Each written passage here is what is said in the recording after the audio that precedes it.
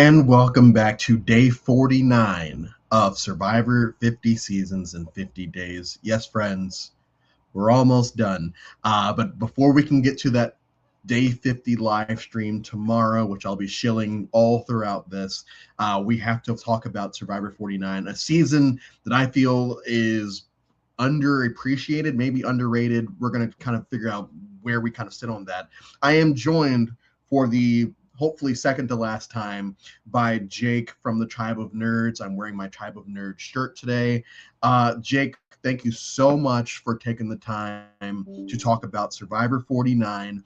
And just to kind of get right into it, we know in 48 we're voting on what's going to happen in 50. And I know one of the biggest gripes people kind of have for 49 is it's not 50. And what was your excitement level going into 49, knowing what was on the horizon?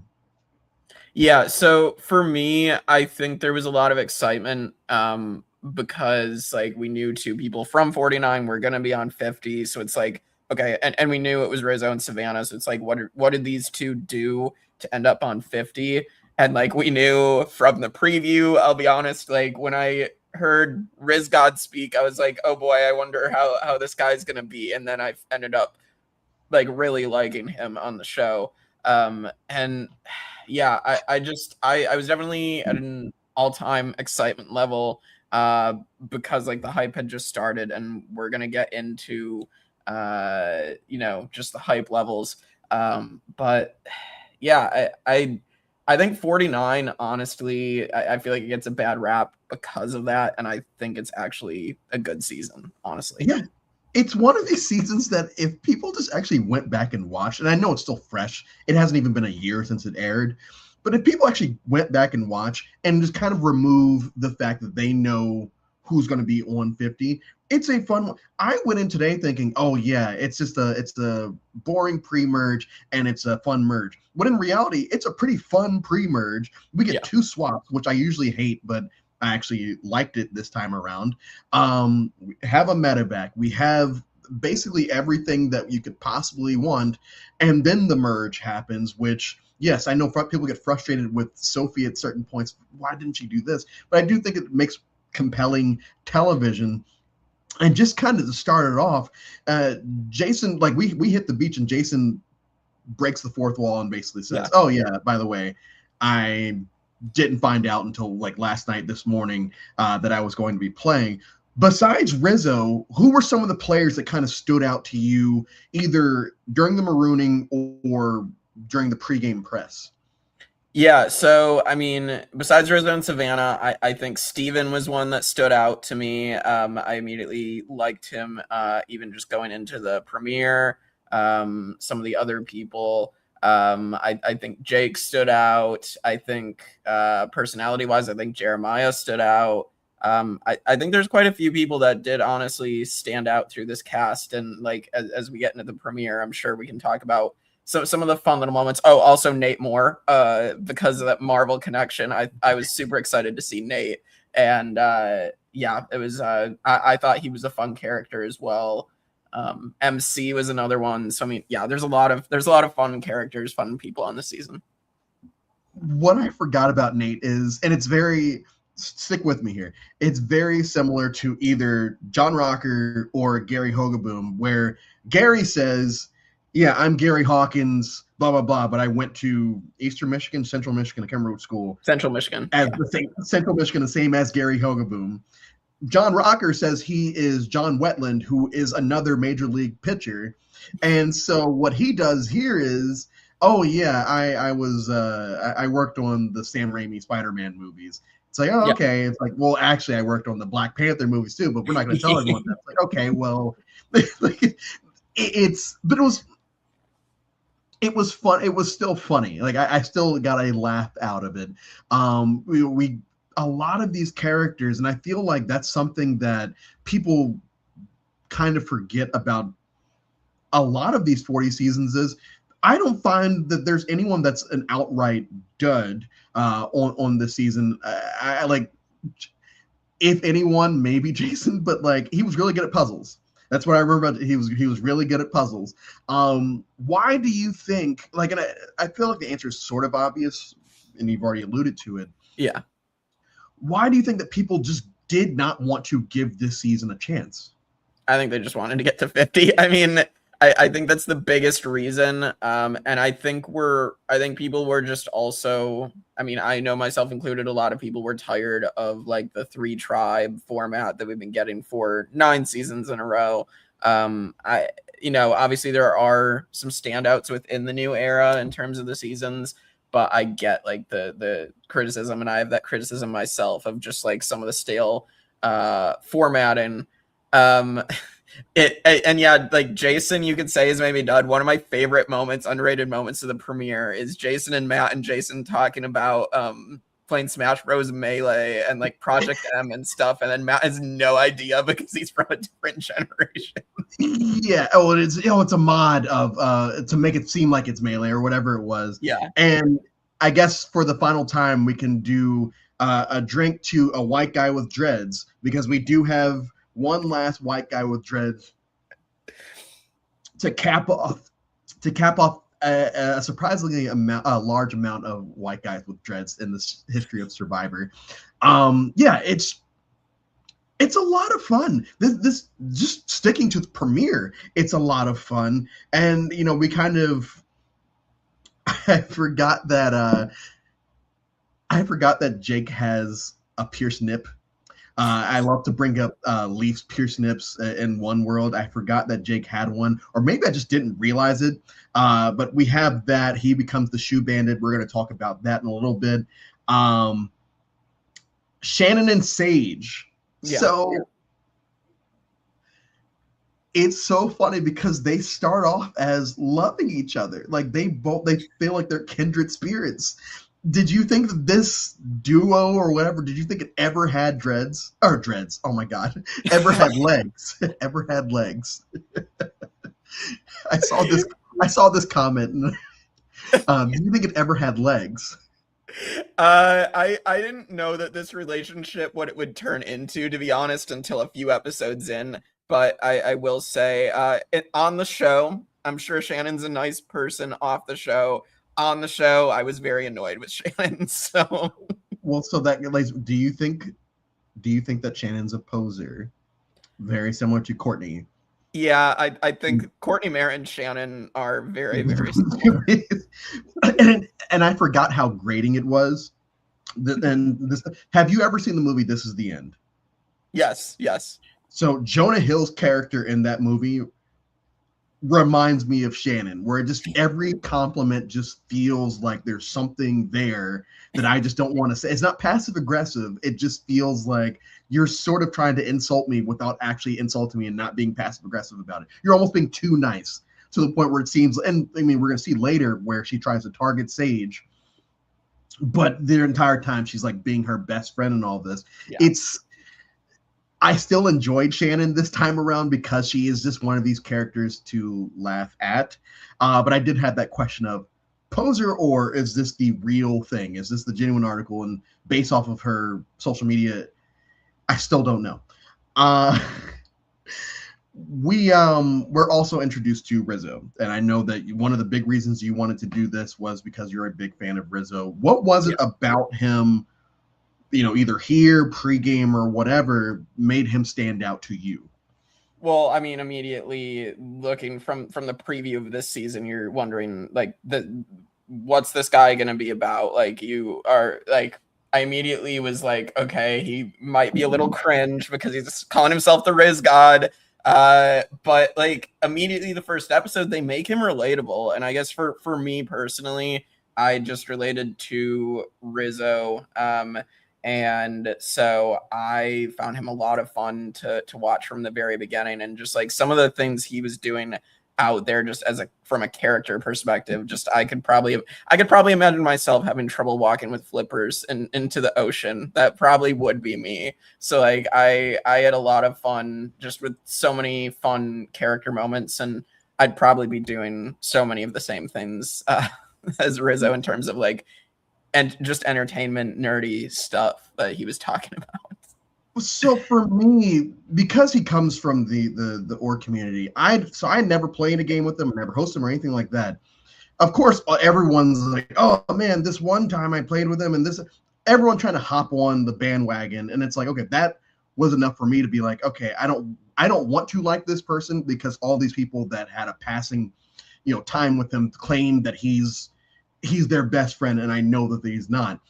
Rizzo grew on me basically from jump, though. Yeah. Cheating, looking at Alex's puzzle during the first Shipwell Island challenge, just a lot of the confessionals that he's giving, the fact that he comes in with, I would say, faux arrogance. I don't think that the Riz God moniker is something that he like bought, maybe not, I don't know. But but the Riz God name, that, yeah, by the end of episode 1, I'm like, okay, I'm in on this, and I'm excited to see what happens with this to ultimately lead to him being on 50. Outside of that, I would say the biggest issue, and it's not really an issue, but the biggest issue with this first part of the pre-merge is it's the same tribe going to tribal, so a lot of people kind of just get buried in the edit. Yellow Sophie is purple Sophie for a large part of the pre-merge because we just don't know she exists. It's very similar to like Genevieve, where I said the other day, I thought Genevieve with glasses and Genevieve without glasses were two totally different people, and that's the truth. Sophie here, I was like trying to find moments to like lock in on her on screen to, okay, yeah, she was there the entire time. They didn't CGI her in the background. I know you said that people, and I'm one of them, have qualms with the 3-tribe format and everything. Do you think there's merit to it? Because I think there could have been more merit to it had they switched things up. Interesting comments. But like it's something that I think would have been better if they used it sparingly, and instead they just kept hammering us over the head with 3 tribes, and one of them is always the disaster tribe. And I just think like it's just the same storyline being, used rinse and repeat.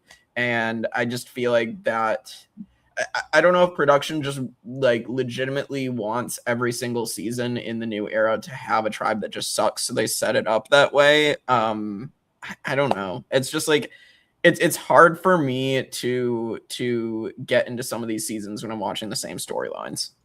And I will say that because 48 doesn't have an all out disaster tribe, I had been spoiled for a day going into 49 today, and I forgot that it got that bad. And I think that one of the biggest issues, because when you think of disaster tribes, you can name them: Oolong, Matsing, even like Malolo, sort of Ravu, but because they happen so frequently in the post-COVID era, I couldn't tell you the name of any of the tribes, including the tribe that I watched today. I can't tell you the name of it. I can tell you who was on it. And I think that is a detriment, or I think that is a negative to the 3-tribe format happening over and over and over again, is when it's the law of diminishing returns.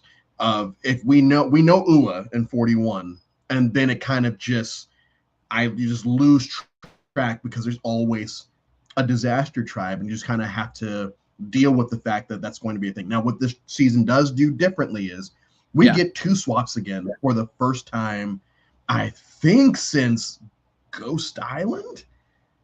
I might be wrong on that, but I think since Ghost Island. I think you're correct. I'm trying to think of any other season that's had 2 swaps. I'm fairly certain it's good. But either way, I do think that it helps them, because that first swap doesn't happen after the premiere like it does in Ghost Island in a lot of the 30s. It happens pretty late into the pre-merge, and then they do 2 episodes before they just swap again, instead of doing what they have done so much in the 40s of, oh, let's just do mergatory. It's not mergatory this time. We're just doing another swap. And it's sad that they didn't just do the same thing for 50 instead of the Blood Moon, where it's like, oh, we're merged, but actually we're just swapped. One of the things that 49 has over 50, tune in tomorrow to get my opinions on that. I'm not a big fan of two swaps, but today two swaps really worked for me. What are your thoughts on how they did it this time around? Yeah, I think they did it well in this season. Sometimes I'm not as big of a fan, but I understand why they do it to like muddy the relationships more. Like especially in like all-star or returning player seasons, like it's pretty helpful for that. Um, but like there are seasons where obviously the two swaps, like Ghost Island, two swaps didn't really help that season, unfortunately. um, but I agree. Like it's better than Mergatory. I would rather see obviously this, and it was done well in this season. I would rather see this than seeing Mergatory for 8 seasons in a row. Yeah, and the that last vote out, and we're going to talk about it a little later, but that last vote out before the actual merge is one of the best. I would say one of the best episodes of the season because it is. I won't say that it's overly telegraphed who's going home, but it's pretty damn close to Yeah. telegraphing who's going to go home. One of my favorite challenges this season was the summit one with the coconuts. Yes. With white guy with dreads, who I'm just going to call white guy with dreads, Jake, like I just white guy with dreads, Jake and Jawan. Yeah. It's fun. It's a fun concept, and as Jake is saying, they don't lose their vote, or so we think, because the winner, Jawan, gets to pick between a tribe disadvantage and a lose a vote, not or steal a vote. Thankfully, he picks the tribe disadvantage. And Jake, for me, this is the most OP disadvantage ever. Now, it doesn't end up hindering the tribe that it gets put on, but they get 20 pounds of coconuts added to it, and they have to get 10 keys instead of one. Is there a way that we could do this disadvantage where it's not so overly just like we're really screwing you here, even though they do win the challenge? Yeah, I feel like there's ways to do it better. But I do actually like this better than continually getting someone to lose their vote. Like I feel like this is way better than that. I thought that was a really interesting thing that they had Jawan choose between, and then having to like break the news like, oh, Hina, I'm choosing to disadvantage you. Like I just think that adds some really interesting dynamics. But I do think they could absolutely fix it so that one tribe doesn't get a disadvantage, even though it doesn't end up mattering for Hina because they win anyway. But some Mandela effect stuff that hit me today, and I feel like it's going to hit the larger survivor. I mean, it already has hit the larger survivor community, and we're not even a year removed from the season. Of everyone blames Christina for Uncle Jeff. Well, it's Juwan that says it first, and it's him that says it a lot of the season, and Christina's saying it a lot too. Now, I personally didn't have an actual issue with it. It annoyed me because it annoys me, but it wasn't like some ground. People clapping when the immunity necklace gets revealed annoys me. So it's not a big deal. Then you get on the internet and you see these crazy people thinking, oh man, like I can't, this person sucks because why is she calling him this? Or why is he calling him this? Did you have any actual thoughts on Uncle Jeff, or was it just kind of like, oh yeah, I guess this is a thing now? I didn't really care, to be honest. Like I didn't care about. I mean, it's like Jonathan calling Jeff Mr. Jeff, but I mean, I know people get annoyed by that, but like I don't know. It's just to me, none of this really. It's just a funny thing that to hear, and I just don't care. Yeah, do we care that people are asking to hug him? Because we get a lot of hugs to Jeff this season, or at least 3. Are people getting annoyed? But like, why are we? And I've gone on this rant a few times where like the fans have to hate Jeff for some reason, and they have to hate things that Jeff likes, and they have to hate people that like Jeff. And that's why people randomly don't like Rick Devens. I think he's still beaten that by this point, but I've just never understood the fandom's weirdness when it comes to Jeff. But that's probably the last I'll have to say about it tonight. I'll probably talk about it a lot tomorrow. We're going to get to the first real big memorable moment of the season, the Secret Gate. You can go. Yeah. So I mean, So on the Tribe of Nerds, we do a series called What If. So my co-host Shane and I, we talk about what if scenarios, alternate scenarios across the Survivor multiverse. And of course, you have the Sea Crate Gate here. And what if Jake didn't get bit by the Sea Crate is a huge what if that Shane and I could still cover. We also do talk to former survivors. So like if Jake wants to come on, we'd love to talk about this what if with you, Jake. I just think with Jake, I think he does not get bit by the Sea Crate. I do think he definitely makes swap because I think he's obviously in control of Kelly.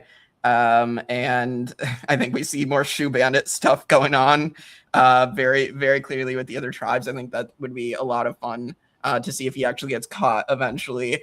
And I don't know. Like, I mean, I feel like Jake probably makes the merge. And from there, I don't know. I think it'd be interesting. I mean, I did see a clip of another podcast where Jake said, like, he said that he would have been able to see right through Rizzo, and he thinks he would have clocked Savannah. And so like I think it would have been interesting to have him in there for sure, because also then he has this relationship with Sophie B, his relationship with Alex. So how is he gonna, is he gonna pull them back towards him? And he probably does, to be honest, based on what we were seeing on the show. Yeah, so, if they lose this challenge, like if he stays and they lose this challenge, which they do anyway, Jeremiah probably goes. And we kind of go from there. It's funny you say that he said that he would have clocked both, because both of them have been clocked.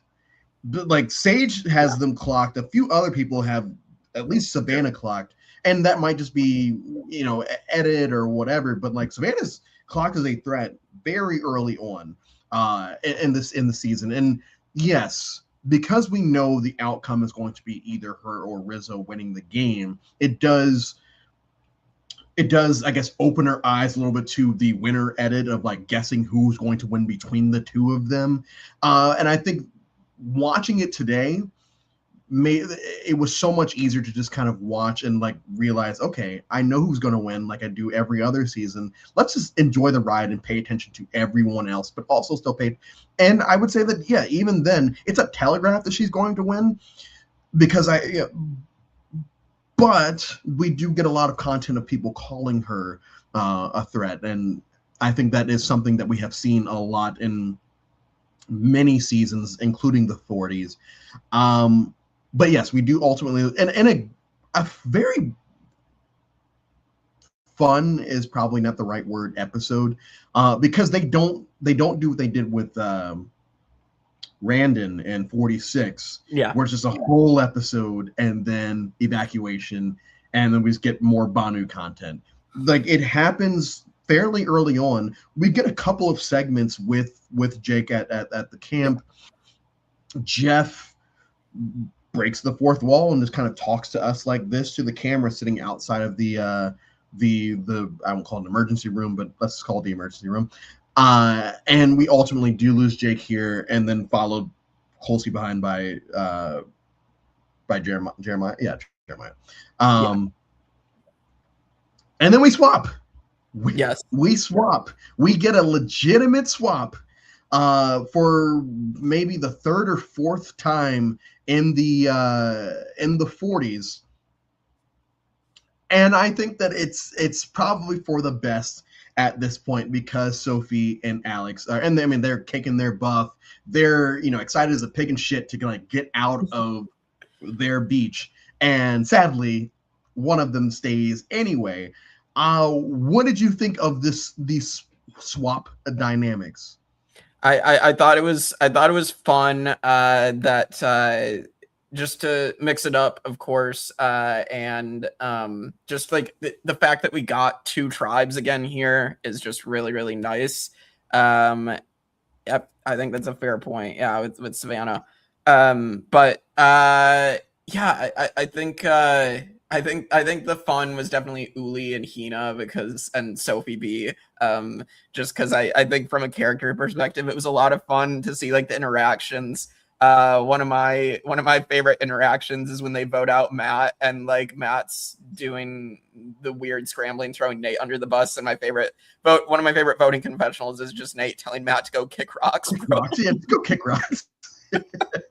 Well, and then Matt, or white guy with dreads, it spends the entire episode shitting on Sandra for some reason. It's like, oh yeah, I hate the way that Sandra and Probe Steven goes, well, she won twice. You do know that, Matt, right? But he's like, oh, I didn't want to do anyone but me, but like I guess I have to now. But we do lose our final person as of 50 seasons of white guy with dreads. Jason is staying Hina strong, Nabidi strong, and that is, you did the chant. That Yes. is one of the big storylines of the first half of the season and it's something that we really haven't seen since maybe Ghost Island, of two tribes that just want to go after each other, and then like a little tribe in the middle of it. But two tribes that just hate each other, and all they do during the swap is just take each other out. Yeah. And I love that. That was one of the best parts of Ghost Island. There's not many good parts about Ghost Island. It's a really good part in this season of, yeah, we just don't like the fact that they keep chanting. And it's in, I think, like 3 or 4 episode recaps. Mm-hmm. It was like, oh yeah, and then they came in chanting, and we're gonna show the same clip of some. I don't remember who it was. It was like, oh, that's so fucking annoying. What did you think? Yeah. It was Savannah. Okay.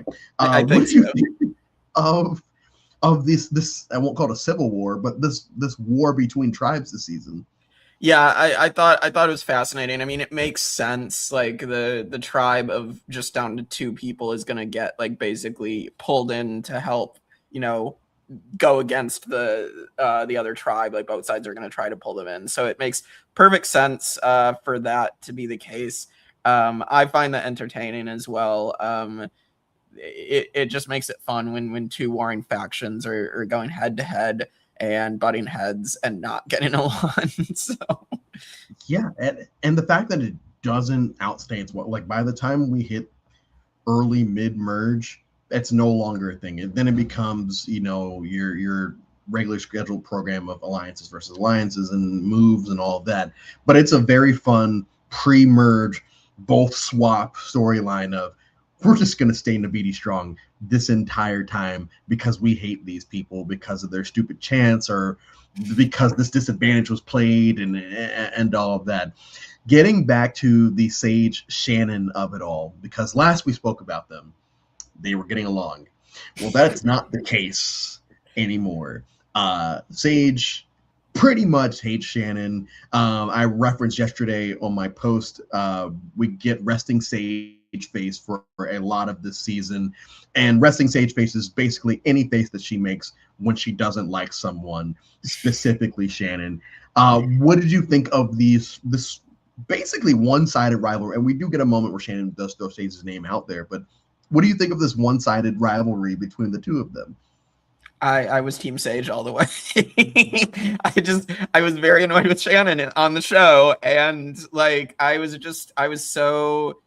excited to just see my favorite interaction, of course, is like Sage making faces behind Shannon's back and like pretending to throw up. Like that's hilarious.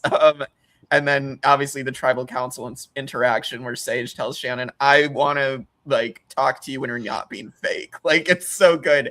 I always saw Sage as like them trying to recapture Carolyn Weiger a little bit. But I feel like Sage is still her own person. Wow. So like, okay. Yeah. But I think I see what they were trying to go for with Sage. I didn't see that. That's I guess I'll have to watch 49 again at some point, because I never saw that comparison. But yeah, I guess the next time I watch 49, which, if I'm being honest, probably will be within the next couple of years. Yeah, that Sage is the comedy of this pre-merge, of just, she's just not there for the bullshit on screen. And I think the person you brought up, the Shannon boot, which we're going to get to a little bit like in just a second.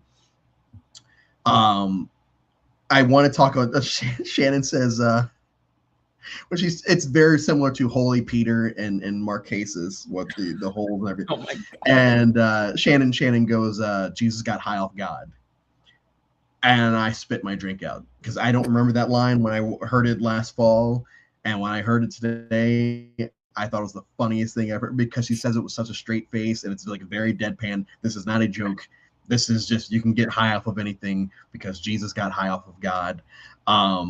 It it's such good shit. Like I was so wrong about my memory of the pre-merge of this season because it was just, you just get these little nuggets of fun. Yes, it's not groundbreaking. It's not blindsides happening all the time. It's just these fun character moments. And these are a lot of the minus Shannon. These are a lot of the characters that we're going to be dealing with the rest of the season. Like because she goes home pre-merge. Like these are the characters that we're going to get in the rest of the season. So we get these big moments. We understand when Sage doesn't like someone, this is what she's going to do because we've seen her interact with Shannon already. Yeah. We get to our second swap. Once again, amazing that they brought that back. Hopefully they don't do that again for a while, but open era, we can get anything. We can get 8 swaps. Sage is able to pull a good one on Shannon and get rid of her. And you brought up like, hey, can we just shake hands? Because I don't want to hug you. Yeah. I'm glad that we didn't do Mergatory here. I'm glad that we didn't do Mergatory here, and I'm sad that we basically did a Mergatory on crack the next season. Yeah. They decided to like double down on Mergatory in 50, even worse, even more. I just wish they decided to do this from the beginning of the new era. Like I don't know why they decided to come up with Mergatory and stick with it for so many seasons.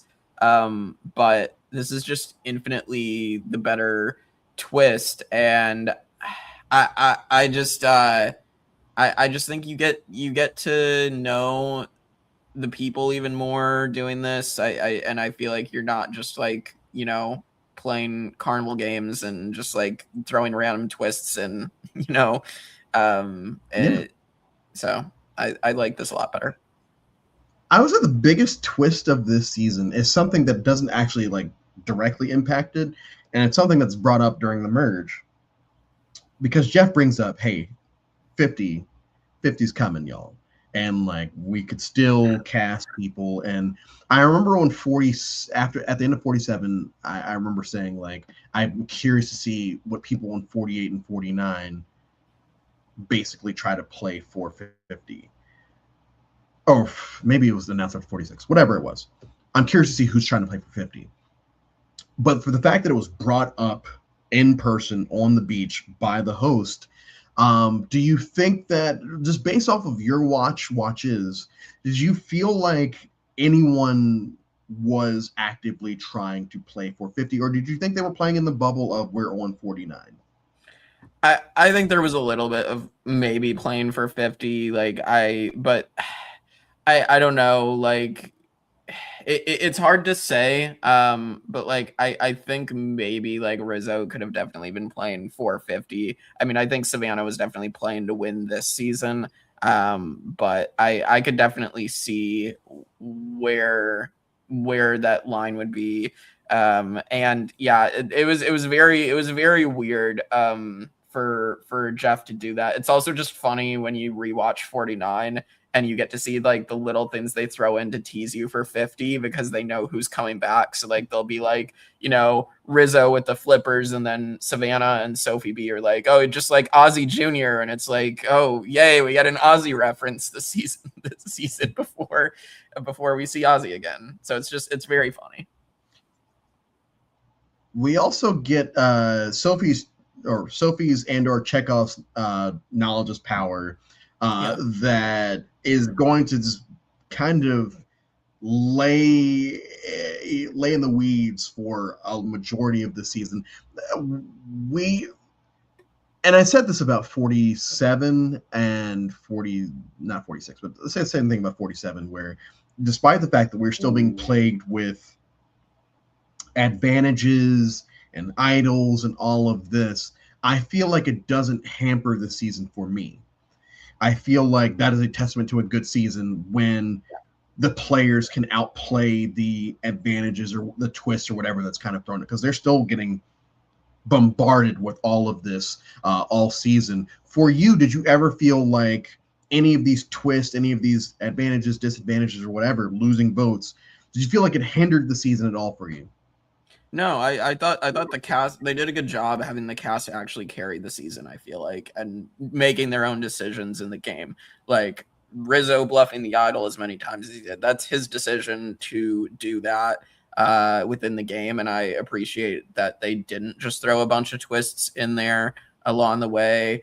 Like they obviously had the twists, but it didn't actively hamper any or hurt anyone or hinder anyone's game. So I really appreciated that, and it made the season a little more interesting, even knowing that 50 was coming. But I really enjoyed it.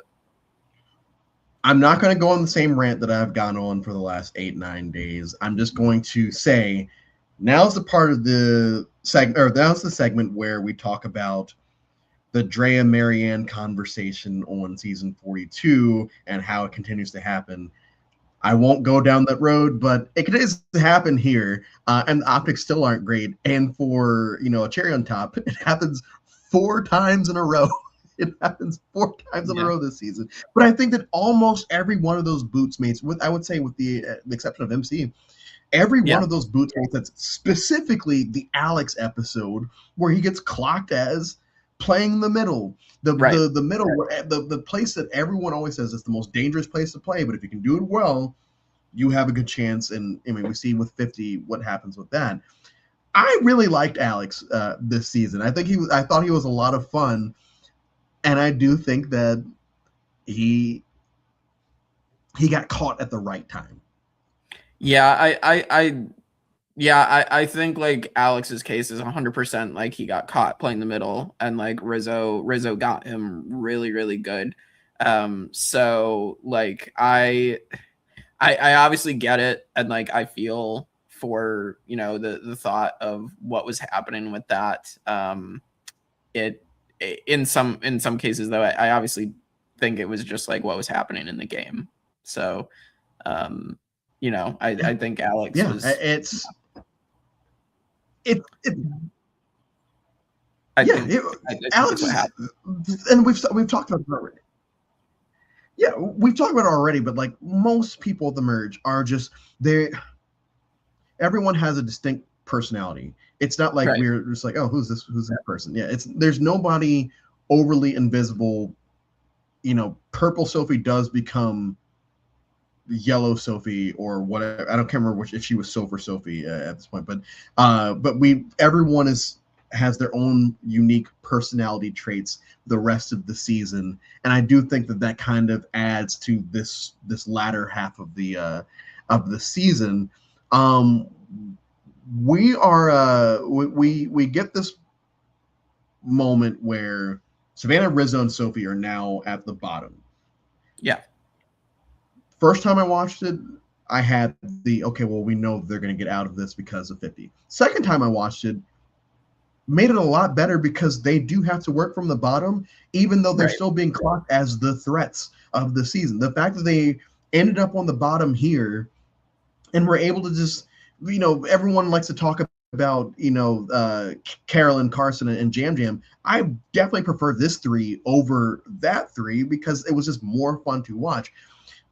Tres Leches, like what are your thoughts on them, their legacy as an alliance, a trio, whatever you want to call it? What are your thoughts on them?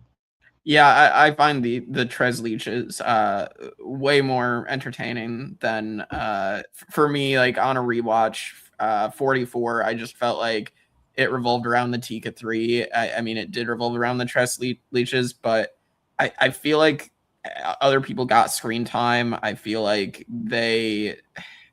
I I don't necessarily feel like people were quite like letting them have their way. It just kind of happened. Aside from when we get It to the kind of Steven happens. decision. but which I think was the major missed opportunity once we get to it. But like Yeah. I think otherwise that it just kind of happens. The Tresleaches outplay these people. So Yeah, and people like in 50 when Rizzo was basically doing the same thing over and over again with the idol. Oh well, people obviously aren't threatened by him because they know he. I was like, this is not Xander. This isn't a Xander moment. I think that this is a we know Rizzo has an idol. We know that he is socially or strategically a threat. It's just that we are dealing with our own mess every round. That's the thing. Is like every single episode starts off with, "Hey, we have to go after these people," and then something will happen.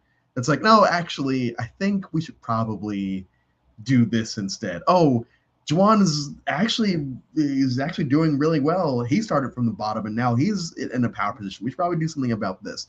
Oh, Alex is playing the middle, so we should probably do something about this. Oh, Sophie, Yellow Sophie, is a challenge beast and also is playing a Sesternino type game. right. Let's deal with this now.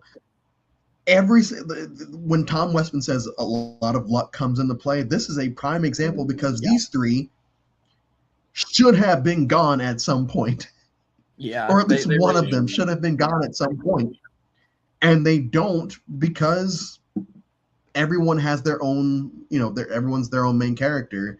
right. At what point during the season for you did you think, okay, this has to be it? Like this has to be the moment that we lose probably Sophie, but this is the moment we have to lose somebody here. From the Tresleaches, right?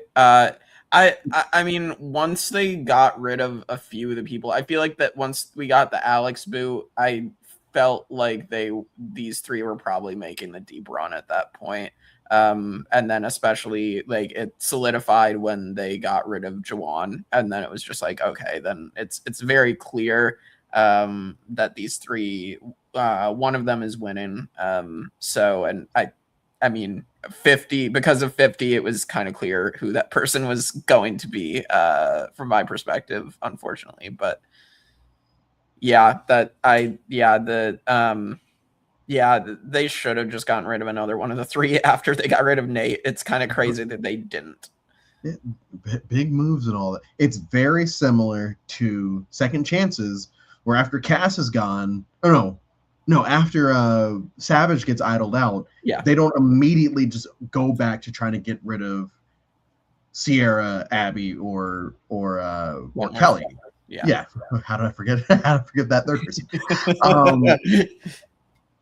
Christina. So Christina has a few fun moments this season, and then there's also this moment of her moment after the Alex vote at the I think it was a reward challenge. And I did appreciate it. I did appreciate them giving it the time that I felt like it deserved, because this is not the first moment this season where she does have panic attack or whatever you want to call it. But I think in the same episode we also get three boys on the bench. Yes. I think maybe it's an episode later. But we do get three boys. We get three boys on the bench, which is such a fun. And it's epic foreshadowing because we get 0 boys on the bench by the end of the game. Yeah, the 3 girls on the bench. Yeah. We get 3 girls on the bench. Before we go to my next, what for you kind of stands out with this merge? Just moments that you feel like 5 years later people will look at as like, oh, that was a fun moment from 49, or oh, that was I hated this, or whatever. I think a couple things. One thing, I do think Steven's journey stands out. I think that's one of the best journeys in the new era. Like I think that like everything Steven had to do and just like was able to accomplish, I thought that was a really fun moment in the new era and just in Survivor history. And then obviously I think Riz God bluffing the idol as many times as he did. Obviously we've had idol bluffs before, but not to this extent. Like we haven't had so many done in a row that end up working, and it's something that's very, very hard to pull off in any game. So we I've talked about this a lot during the 40s of rice negotiations basically being a scheduled thing that happens. It's no Yeah, longer Angelina saying, "Hey, let's do this." It's scheduled now. And my notes I have, good for them for just saying, "No, let's just do the challenge." Like, let's, yeah, because I think it's final seven. It's like, we'll just do the challenge. yeah, Rewards are going to be happening. Most of us are going to eat at some point. I mean, shit. Christina gives up hers to Juan because he hasn't eaten. right. Everyone's going to eat something at some point. Screw this twist. We're just going to do the challenge. I really appreciated that. My favorite Christina moment of the season, though, is when Savannah tries to confront her about how she is voting, and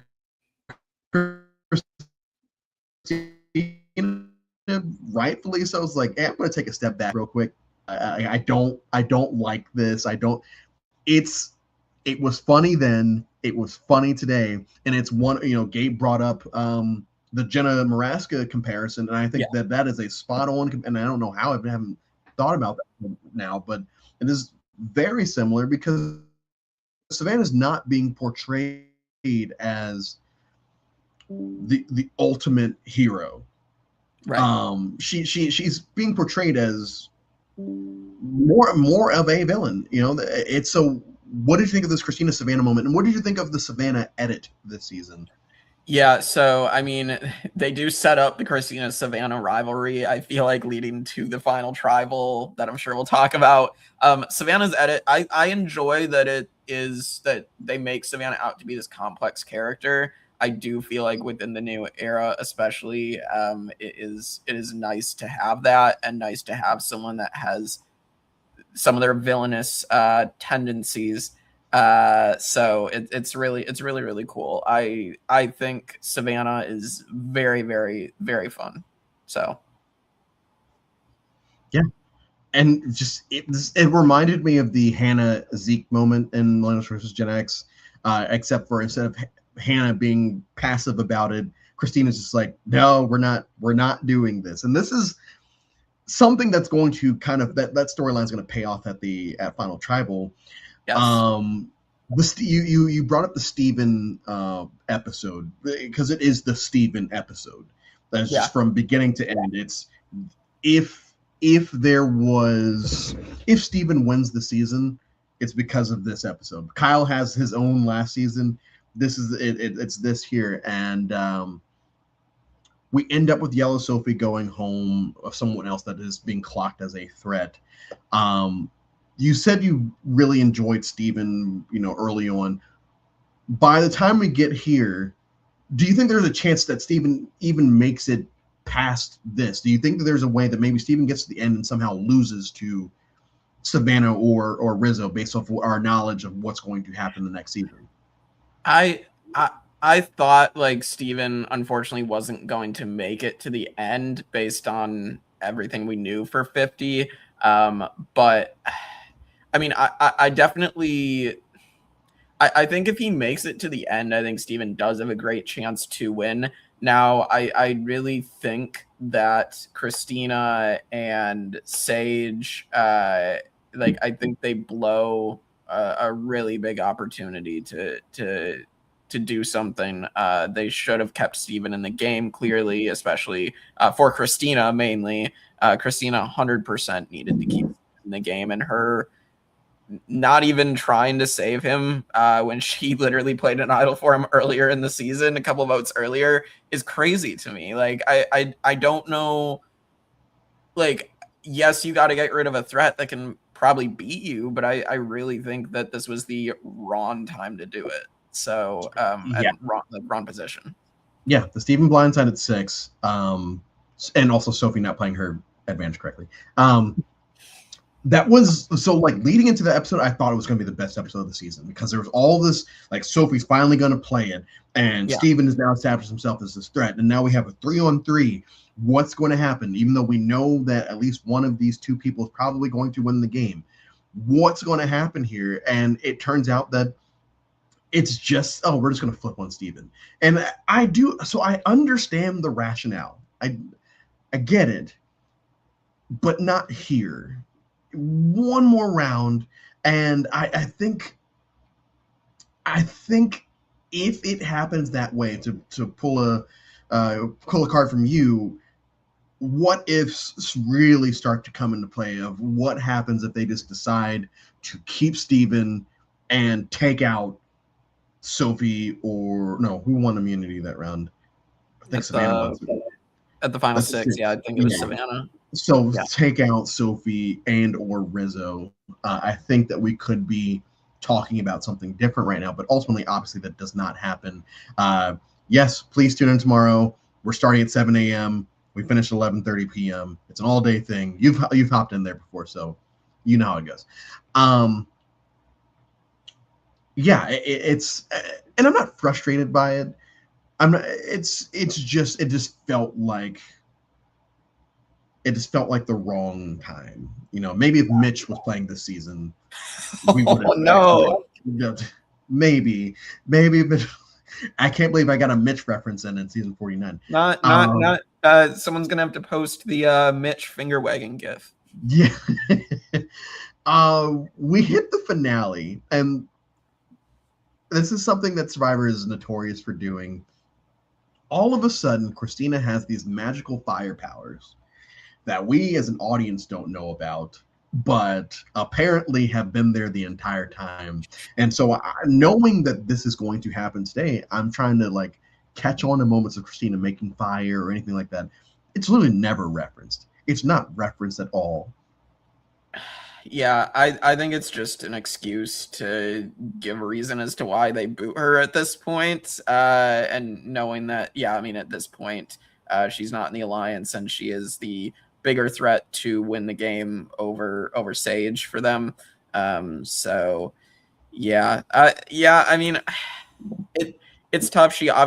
Sophie B should have obviously taken Rizzo's idol, like 100%. That should have probably happened. But I also get the perspective of not doing it. But yeah, she wins the game by doing that. So Okay, so that was going to be my next question. Do you think if that it happens at 6, do you think that if everything else plays the same way and we get that same final 3, do you think that puts her over the hump? I think it's a little bit closer between her and Savannah. I could see it absolutely winning Sophie the game, though. Like I think Savannah still might get some votes, but I do think Sophie probably edges out Savannah a little bit. Yeah. And I feel like I probably agree. And we were all begging for it. We all wanted it to happen, but also in the back of all of our minds, we knew that it's probably not going to happen because we know these two are going to be on 50. And I think, and it always comes back to that. A first time watcher watching this live, if they're in the know, they know what's going to happen. Not because they know spoilers, necessarily. It's just that they know who's on the cast for 50. And I do think that's what hinders it for a lot of fans. Not me, but it hinders it for a lot of people out there, that we know that anytime that their names are on, like, put out there, it's probably not going to happen unless they get voted out the same round that Tiffany does in 46. It's like, okay, well, yeah, we could just have another Tiffany here. That would make sense. Right. For you, just knowing what's going to happen, do you think,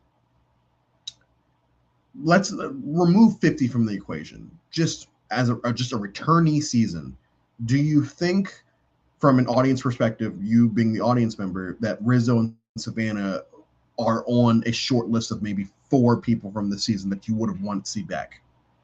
Rizzo, absolutely. I think Savannah as a character, from her edit, the complexity that they portrayed her, I think those are the two that probably make sense. Steven, I could have seen maybe Sophie B, but I think Savannah and Rizzo are definitely the two that make the most sense. So I'm not upset at all that they were the two that came from this season. And we knew that they were going to go with back-to-back players because they do for these all-star seasons, returnee seasons. Yeah, you have to. And that's, of all the post-COVID era season players that are 150, these two make the most sense because they always have people from the season previous. That has always been a thing. I'm trying to think of any time they haven't done that, and I can't think of any. Maybe Edge of Extinction. I think Edge of Extinction might be the only time, right? Yeah, well, I think it might just be Edge of Extinction. Right, because like that someone from like David versus even Goliath. Guatemala. Yeah, Guatemala. Yeah. We still have Stephanie. Right. Savannah wins 4 immunities for the first time since yesterday. For the first time since 2 days ago. Yeah. For me, I always root for these records to be tied and or broken. And I felt like Savannah's pool, a cast of characters she had to play against in these challenges were up to par for the most part. Remove probably Christina and Rizzo from that. Like, I think that everyone else had shown, it's no like that. That's they had shown that they were good at them. Did you think that we were going to get to that point so soon after Rachel? I after seeing Savannah compete in the challenges, like I definitely thought we could honestly break the women's record, and like I honestly thought Savannah could end up like tying the like all-time US Survivor record with 5 immunity wins. Recency bias 100%. But yeah,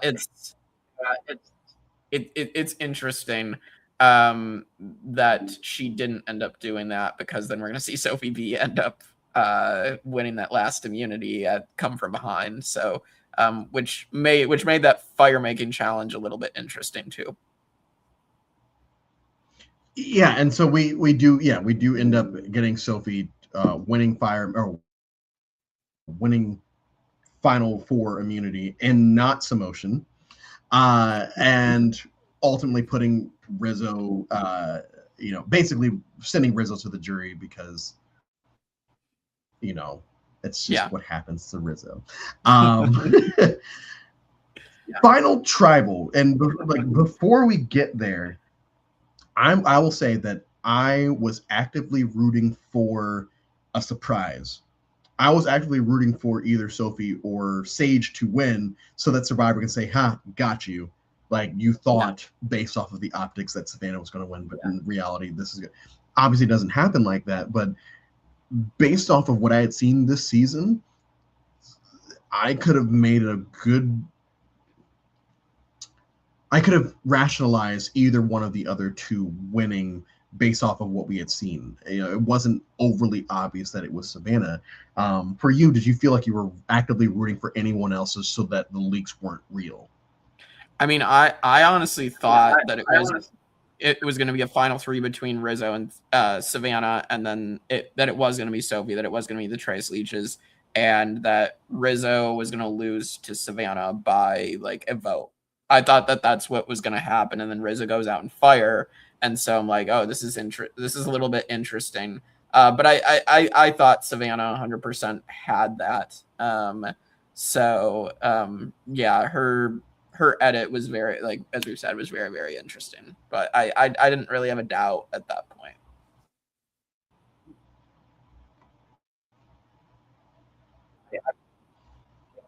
So yeah. So before we get to actual final tribal, we have Jake joining us once again for the second time during the marathon. Jake, thanks so much for coming out. I know last time we talked, Stanley Cup was still going on, so now that's done. We've got the FIFA World Cup going on here. Jake, just thoughts on your season? Yeah, man. Well, first off, I just want to tell you guys, I've been tuning in, man. I love your guys' insights on Survivor, and it's always such a pleasure to just hear what people think about the show and how things could have went, or just their opinions. And I think you guys have been doing a great job. To do 50 seasons in 50 days is insane. But thanks for having me, boys. And yeah, I'll answer your questions, man. I've been watching it. Even tonight, the nipple piercing. I heard you brought it up earlier, buddy, Coach Drew.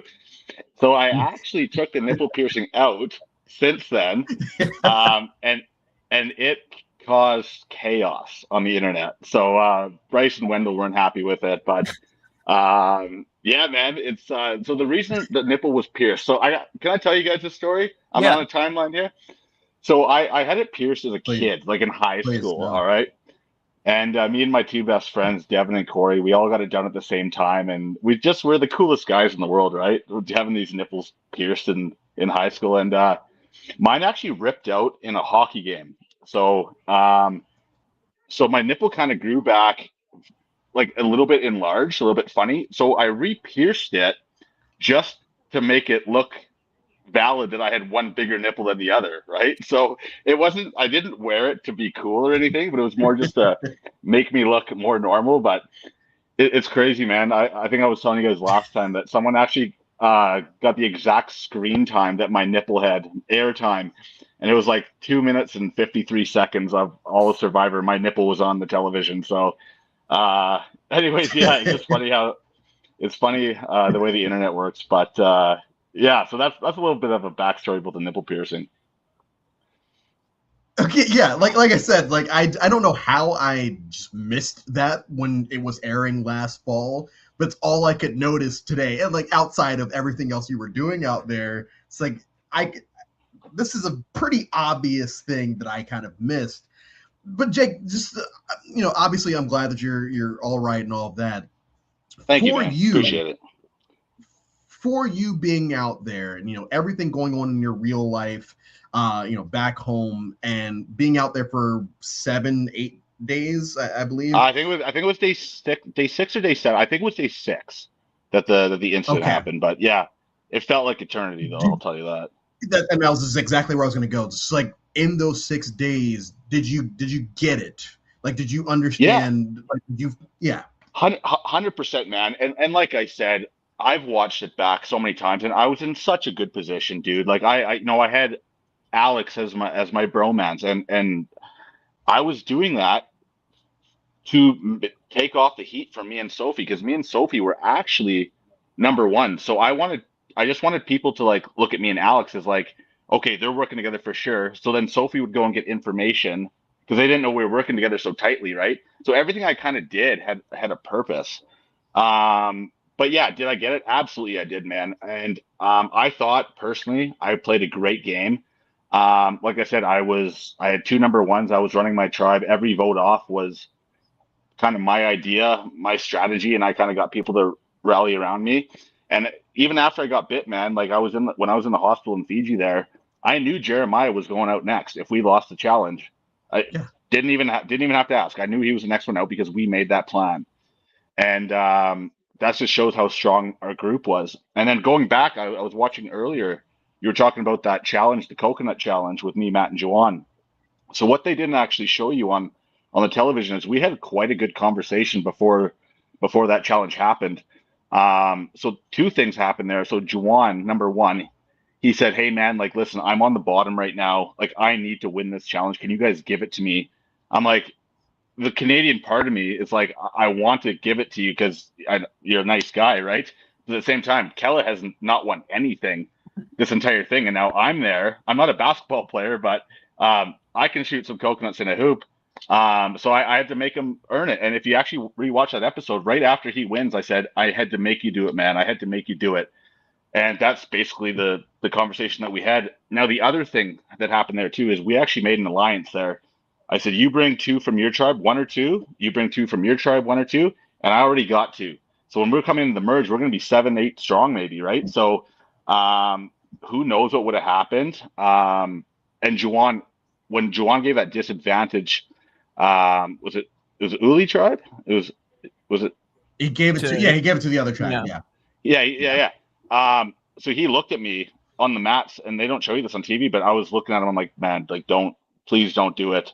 And he felt bad, man. Like me and Juwan had such a like tight alliance when we spoke for the first time, and I knew that I could trust Juwan in the game and stuff like that. So it would have been really interesting to see what would have happened if that snake bite didn't happen. But I mean, that's just hearsay. Like, who knows what would have happened? But it's so crazy to watch it back, man. And yeah, just what a crazy experience, buddy. It's you guys have done a great job of recapping everything, and I'm here for a bit. If you guys have any questions about the season, I'd love to chat to you. Like I said, I've been Also, watching you we guys' do have a stuff. question from the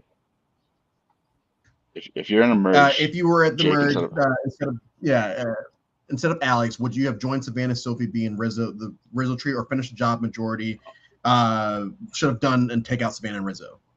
Okay, so I'm going to tell you a little story here. So I think it was the second challenge we had where we had to drag those snakes through the netting and stuff like that. Remember where Nicole spit in Jeremiah's face? Yes. Remember that part? Yeah, yeah. Jeremiah asked if I would do it too, and I said, absolutely not a chance. But before, when Jeff probes, when we get to the mats, we all walk out there and, ooly, all that bullshit, right? And we get to the mats, and Jeff asks me, he goes, Jake, how's camp life? Like, what's going on at Keller Tribe? I said, Jeff, like, we're actually, like, we're not too bad. Like, we don't have fire, we don't have anything, but, we're sleeping on the beach. We're enjoying the moment. And Savannah actually looked over at me and said, don't bullshit a bullshitter. Like, I know you guys are, like, not having a good time. And I said, like, calm down, little girl. So we actually got into a little bit of I wouldn't say a fight. It was more like a friendly fire kind of thing. But that right away, that put a target on her back for me, because she just called me out, and I thought this was gonna get on national television, right? So, so I would have been gunning after Savannah off the bat. Rizzo, I mean, it's hard to say because I just see what you guys saw on TV. I wasn't there. But I think I would have seen right through him with this idol when he told everyone he was going to play it the first time and he didn't. I knew the next time he said he was going to play it, he wouldn't have, and I probably would have went after him. But I love both of them. Don't get me wrong. I'm not talking shit about them. No, yeah, you're not talking shit. I'm so happy that they got on 50. Rizzo's made an absolute name for himself, and I met his family. Man, he's got such a beautiful family. I met his little brother, and yeah, he's just, you know what, that was his goal, and he's doing a great job.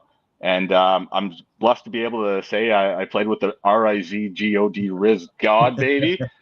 But yeah, what an experience, man. But I am very happy for the man. And it's just more jealousy, buddy, to be honest with you. Like, I just wanted to be there.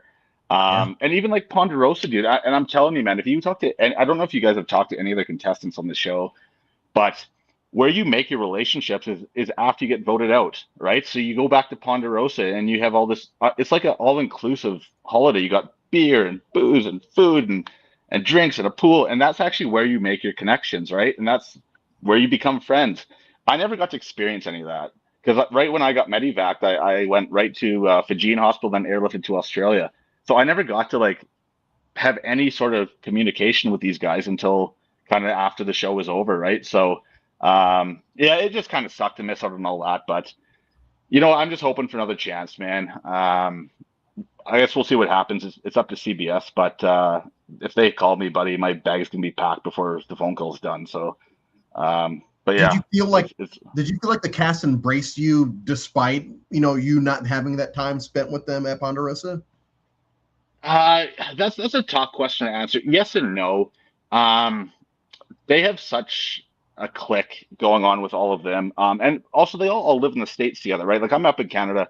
It's a bit harder for me to come down to all these different parties and stuff. And I think what kind of did it for me, where I lost some friendships with people, was I went to Joe Hunter's Halloween party in obviously October last year when Sophie was having a Halloween party for season 49. So I kind of picked my buddy Joe over my group, but I have nothing bad to say about any of them. We just played we played a game on a television show together, and then life moves on, man. I've just been trying to be a dad and just blessed that I'm still here today. And yeah, I don't know, man. It's a tough question to answer, but yeah, sorry for putting on spot there. Yeah, no, I'm not really a part of the group, I guess you could say, but everyone to their own, man. Let them do their thing. Yeah. Jake, do you have a question for Jake? Yeah, Jake. So if you had ended up on Survivor 50, who would you have worked with? Yeah, so I actually got asked that quite a few times now. Obviously, Joe. He's a good friend of mine. We talk daily. Jonathan Young. I mean, I didn't know him at the time because season 50 filmed right back to back. But me and Jonathan Young spent, a week in Honduras building homes for the poor and stuff like that. Mhm. I would have gravitated towards both of them, absolutely. Ozzy for sure. I'm a dude's dude, to be honest with you, but there's so many big names like on that show. Like it would be hard not to try to work with any of them. Right. Kobe, like I grew up watching Kobe, right? Like that would have been just. I think Rizzo had a moment where he's like, I can't believe I'm doing this.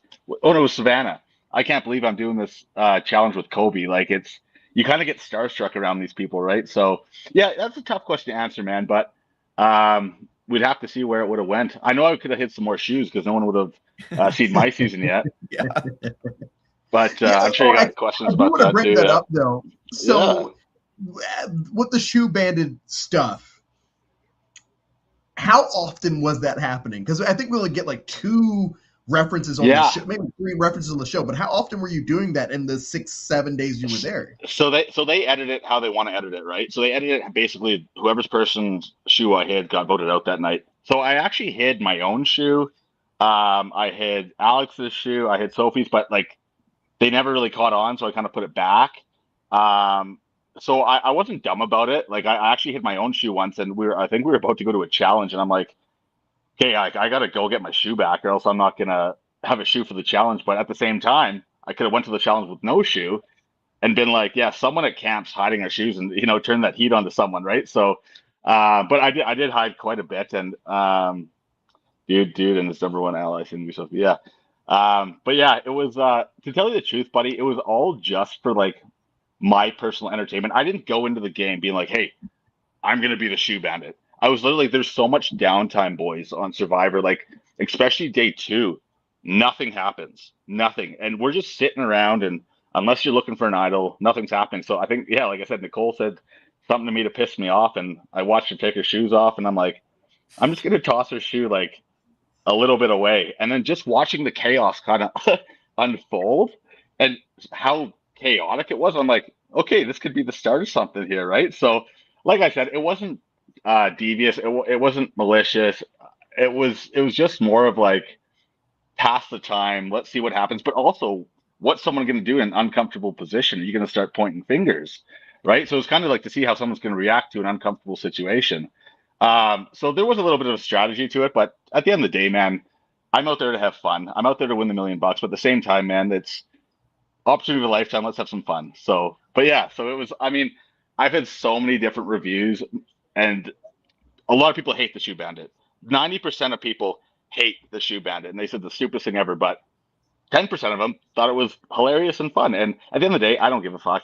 I really You're don't. not burning their shoes. You're just No, hiding and their like I shoes. said, I wasn't throwing them in the ocean. I wasn't. Yeah. I was just literally causing a little bit of chaos at camp, just to have fun. And the funny part about all this is the next episode when the ocean stole Sophie's shoe away. Remember that? So the Shoe Bandit lived on. So I was in Boston, sorry, for the premiere of 49. So we watched it before everyone else. So I was sitting in a row with like Soph and Alex and Nicole and Annie, and that's when the Shoe Bandit. That's the first time they ever found out about it. The whole cast. So they all kind of looked at me and started shaking their head, and I was just dying laughing. I don't know. I'm immature, man. I'm immature, but at the end of the day, you know what, buddy? It doesn't matter if it's positive or negative comments. If people are talking about it, you did your job. So I don't. And that's what when you were on here last time, and I said, I don't particularly like the online fandom because they just find reasons to shit on everything. Specifically all the seasons in the 40s. And you asked me, what are my thoughts on on your season on 49? I'm like, yeah, I like it. What I realized today is I liked it more this time than last time, only because I didn't have this, I guess, dark cloud of 50 on the horizon. Today it was, okay, I can just watch it and just enjoy it for what this is. And what this is a fun pre-merge and a really fun merge and a wonderful cast of characters that, like, we lose one of our biggest characters, a character with a name. And I don't know, that was the other question I was going to ask you. Did they prompt you to come up with a name, or did you just on the fly go Shoe Bandit? That was like off the top. As you can see on my confessionals, man, I didn't think about anything I said. Even when I said to Alex, me and Alex we're doing that, but we're not doing that. Like I don't really think of before I speak. Like my wife can tell you that, anyone can tell you that. But no, it just kind of came up, man. I'm like, I'm just gonna be the Shoe Bandit, I guess you could say. But yeah, no, it wasn't premeditated. It was honestly just like spark of the moment.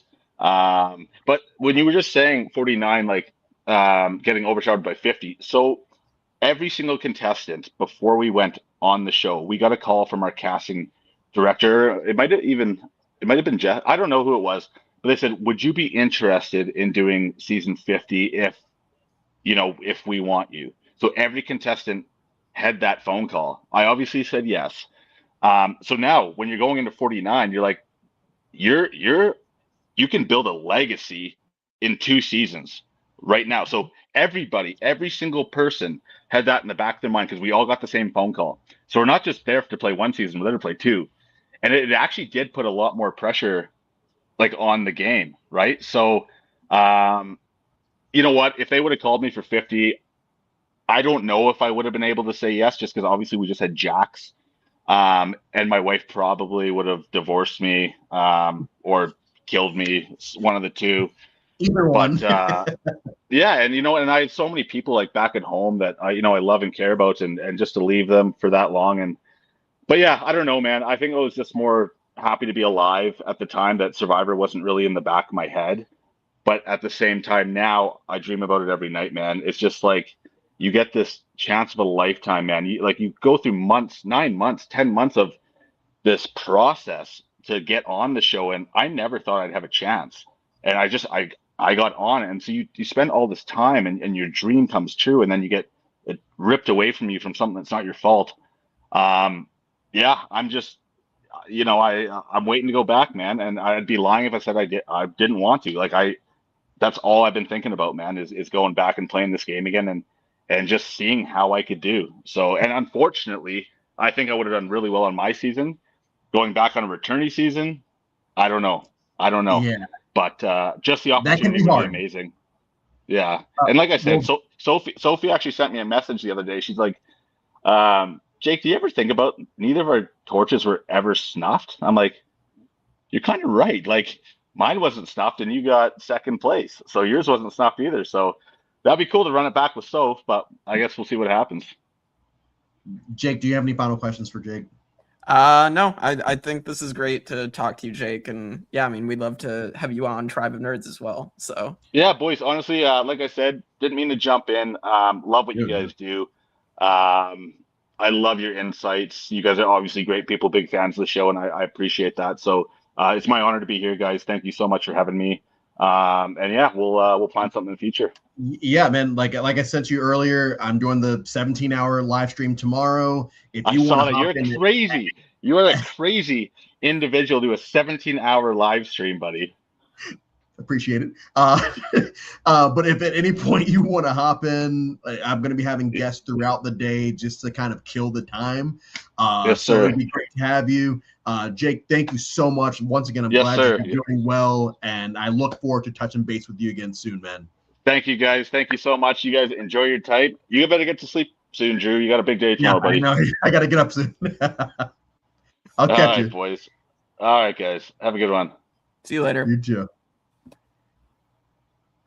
So, Jake, we get to Final Tribal. We get to Final Tribal, and I think so. We've talked a lot about this over the last 4 or 5 days. Of it's now a hybrid version of what they introduced in 34, where it's no longer that. It's more of a mixture of what they did at the beginning of the show and what they started in 34. Of it's a panel, but everyone gets a chance to ask a question, but also people can chime in Right. whenever they want. What are your thoughts on the hybrid version of what they do now with Final Tribal? I mean, I liked this better than the. I like this better than how they were doing it. I think it's a nice combination of the two. If they're not just gonna let them stand up there and give an individual question or comment, I would prefer going back just to straight that, to be honest, just because I mean that's what we were used to for 33 seasons. So I just think that's a better way to go about it personally. And honestly, this Final Tribal is fairly fun. They keep Yeah. referencing, oh, this is the first all women's Final Three since San Juan del Sur. And Jake, before we went live, I told you, like, yeah, but we've only had one all male Final Three ever, and that was in Nicaragua. We've actually had more all female Final Threes than all male Final Threes. But I do, like I said, I enjoy all three of these people here. I think that they all put on a good showing. I feel like the questions are all within reason. And the reason I say that part is because the internet, once again, just finds a way to be pissed off about something. And this time it's, oh, we hate Christina for the question that she asked Savannah. It was a gotcha question. Penny asked it in Thailand. Michaela asked it in Game Changers. And both times I felt like it was just a normal question to ask someone who says they played a great social game. Yeah. Fair or foul, Jake, on the Christina question? I don't like the fans when they have these weird takes, because it's a very fair question for Christina to ask Savannah how much she knows about her, because if you don't invest the time to build a social game relationship with someone, that's kind of at fault of your own game. So I think this was justified, and I think Savannah handled it as well as she could have, but obviously, in the moment, but obviously she didn't do well to get Christina's vote. Christina's vote, yeah, and I didn't think that Christina was going to vote for her before the question, right? And definitely not afterwards, because she does stumble through the answer. Now she was able to guess. She was able to answer at least 4 of the 8 jurors. I think they're 8 jurors. Answer questions about 4 of the 8 of them. So she doesn't flop with it, but it is very clear that she didn't have the knowledge that Christina was hoping for. And yes, jury members can ask whatever they want. Someone saying that, yeah, it's a great. When I play orgs in live games, that is my go-to question. I have never not asked that question in any game I've ever played in, because everyone always says they played a great social game. Okay, well, show me now. We've played this game with each other for 26 days. And in this case, tell me something you learned about me. It's very simple. Just tell me something you learned about me. Yeah, and I'm still and so as the votes come through, Sophie gets 2 votes first. And I'm like, oh my God, I might have actually been on to something. Maybe they did try to trick us. But ultimately, we do get Savannah winning 5-2-1. 5-2-1. Yep. 5-2-1. So I know that you recently did a rewatch of 49. I don't know if you did another one for this, but I know you did one recently enough. Yeah. Watching it the second time, could you remove the whatever 50? Because by the time you watched this for the second time, it would have been while 50 was airing. Yeah. So yeah. And for me, I enjoyed 49 even more on the rewatch. And we also had covered 49 as it was airing on Tribe of Nerds. And but pay no attention to that. But I think I think it aged better on the rewatch for me. For 49 did. So I think it's a good season that deserves a little more respect. I have it as one of the top 3 New Era seasons, with 42 and 47 personally. So I just enjoy it. And I guess 50 would be in there in the conversation as well, but I guess I'm counting before 50.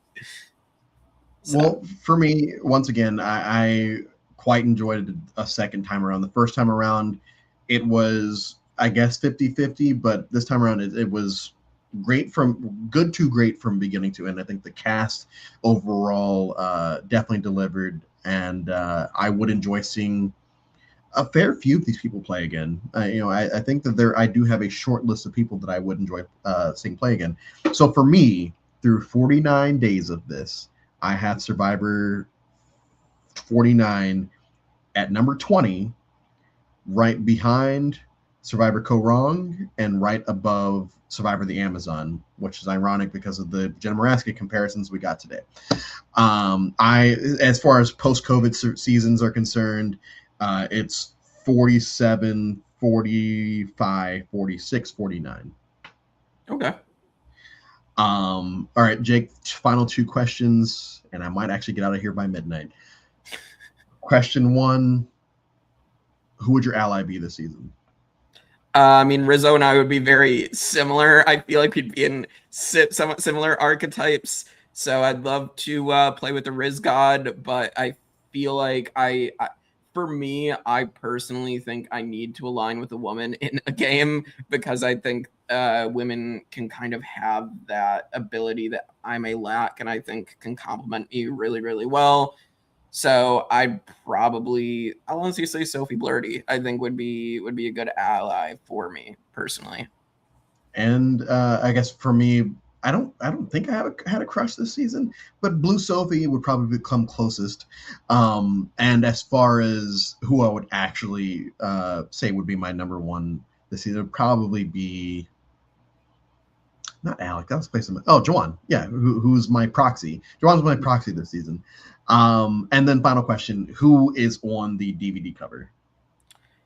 Savannah obviously has to have the winner and returnee, and then Riz God obviously. I think Sage. I think Sophie Blurdy. I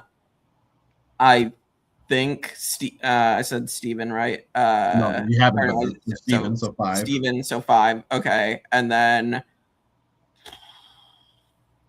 I could see them putting Juwan. I think it's between Juwan and Christina. I could see them putting Juwan because I do think Juwan was a pretty big character. So same for me, and it seems like the same for Games. Yeah, like I guess it's the same. Yeah. I feel like there's no other. I don't think there's any other real option there. Like I feel, and the season's not top heavy by any means, but I feel like cover wise, we know who it would be.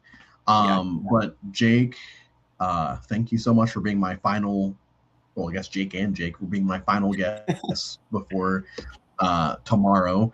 Like I said, we are live. We're getting up at the ash crack of dawn. We're starting at 7 a.m. tomorrow. I did a Google whatever, and it says I should be done by 11:30 tomorrow night without ads or anything like that. And I don't pause, so I'll just be stepping off every now and then. Jake has done this with me before, which I've really appreciated. We're going to have a lot of the guests that we have had over the last 50 to 49 days hopping in, maybe some new ones to hop in. And I can't believe it's almost done. I am going to catch about 6 hours. I bought a big Red Bull for tomorrow. So, Jake, what do we have going on in Tribe of Nerds before we head out? Yeah, so the what ifs, as I've mentioned, we have a lot of stuff going on with that. We will be getting some more former players on soon. And yeah, that's a fun thing to walk through. Our Survivor returning player rankings are our other big thing going on. So we're ranking all 121 players that have played more than once. So absolutely go check that out because the 4 of us that are on that are pretty great together. And then, other stuff that we've got going on. We're doing a Marvel Cinematic Universe rewatch. Coach Drew, you're involved with that for Avengers Doomsday. We're rewatching Total Drama Island, Lost, playing Pokemon. Like that's a lot of the stuff that we got going on. So come subscribe, come watch, come discuss a bunch of nerdy stuff with us on the Tribe of Nerds. All right. Well, I'm gonna hit the hay so I can get up tomorrow to finish this off. Jake, thank you so much, and we will see you tomorrow for Survivor 50.